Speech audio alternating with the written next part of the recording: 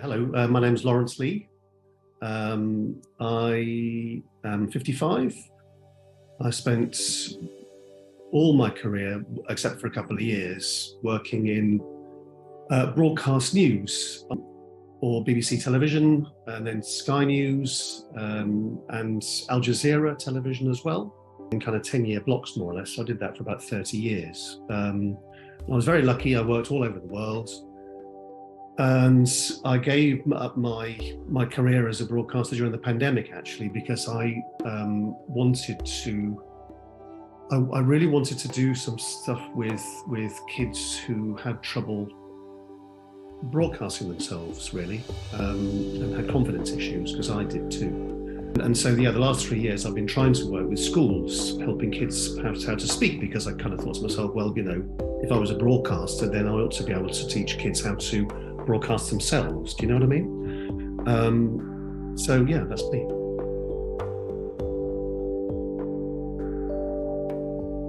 You see, my stand-up came about actually kind of to begin with because my parents decided to make me do the entrance exam to get into the school I went to a year early, right? So I did this little test when I was 5 instead of 6.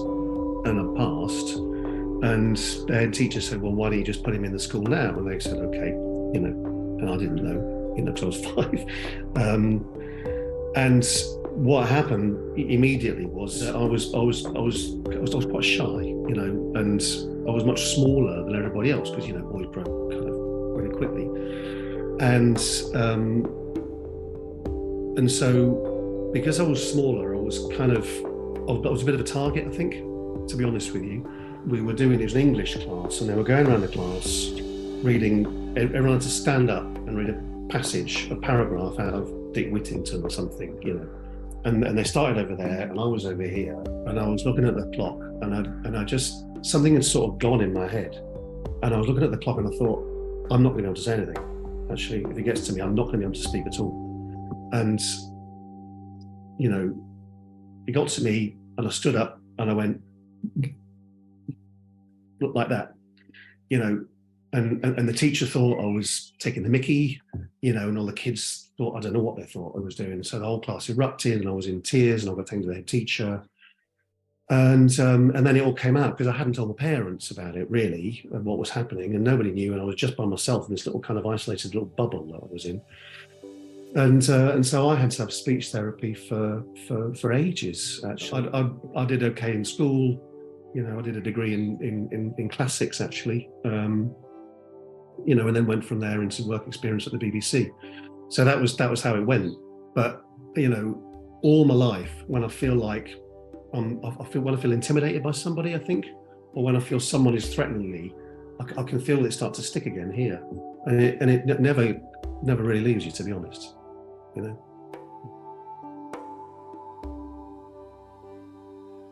I'll tell you what happened, right?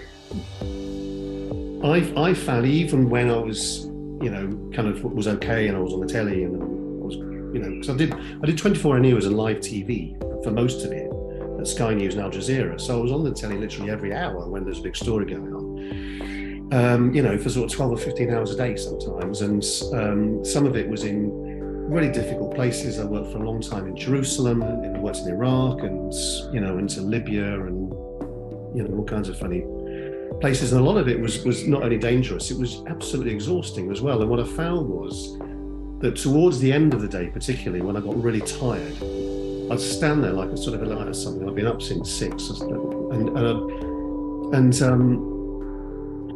I just, they were about, I could hear the sort of the news jingle going, and they're about, because it's a lead story, and they're about to come to me, and I just thought, God, I really hope I can speak. What happens if I don't? I mean, it's just like the end. And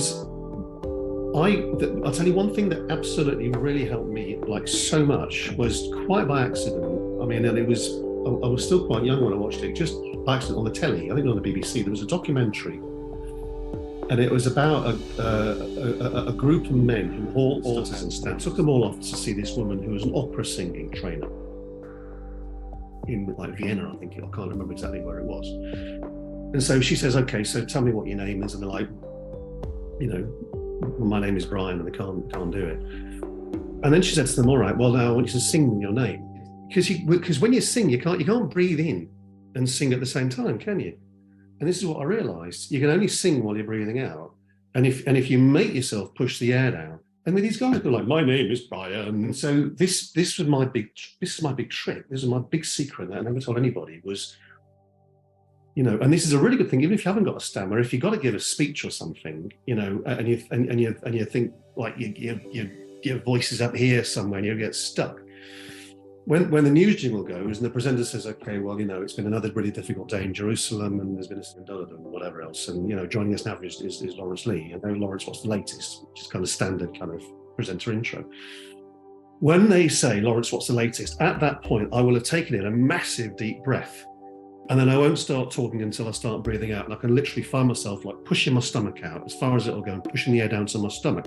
Because once I'm breathing out like that, and I've started, I could carry on, because for me, it was the starting a sentence that was a really difficult bit. And once I've got a couple of sentences in and I'm flowing and my shoulders are dropped very slightly, I'm a bit more relaxed, then I was off and I was okay.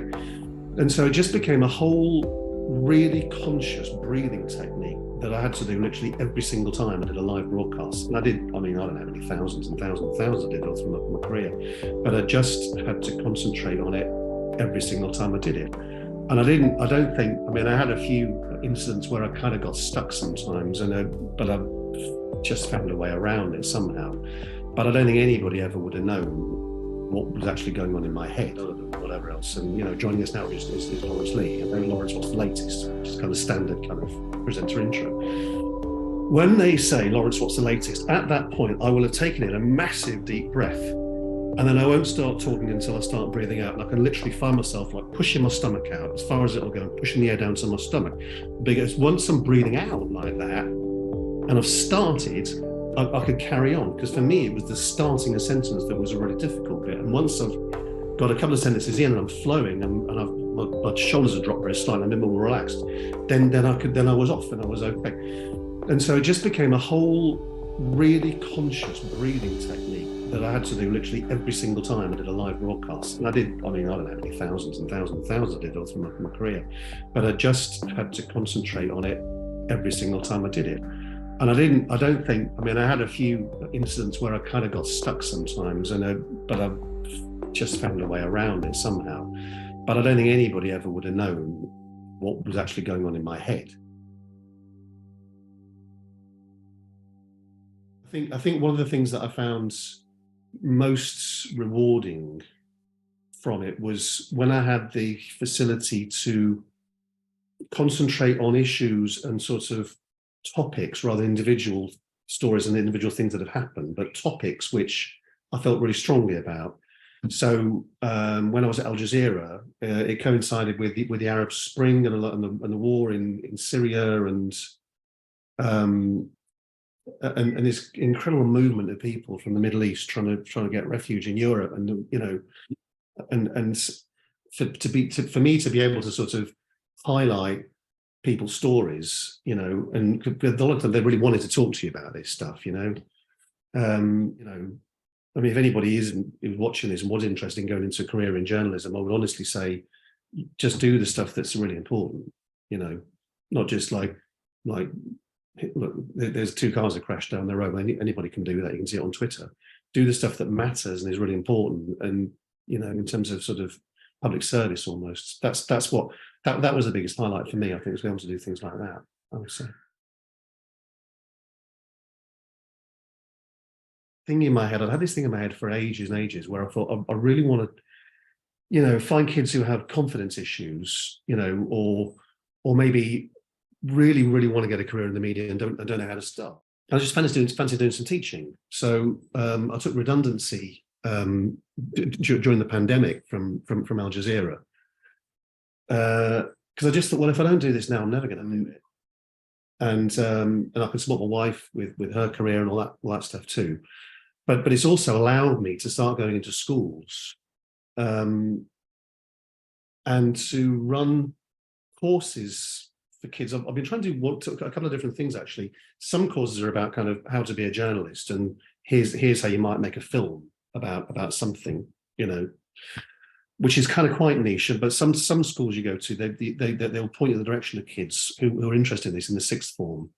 And you know, I've had some kids who are really talented. I've been able to help because I know so many people in TV news because I've been doing it such a long time. You know, my wife's a very senior woman at ITN.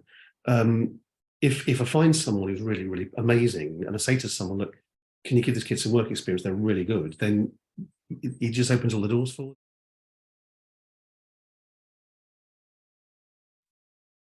I think to talk to someone about it would have been the first thing, because half my problems came out because I didn't tell anybody about it. You got to put your hand up if you're being bullied, you know, or something really bad is happening to you. You got to tell someone about it as soon as you possibly can, and not be frightened of it. Because one thing bullies do is say you can't tell anybody about this, otherwise I'll hit you even harder. You know, but that's not the answer, is it? You know, I mean, you can't necessarily fight them back, but you've got to put your hand up and try and get away from the problem as soon as you can before it gets on top of you. And I sometimes wonder if I've done that, but I think just find nice people to be around.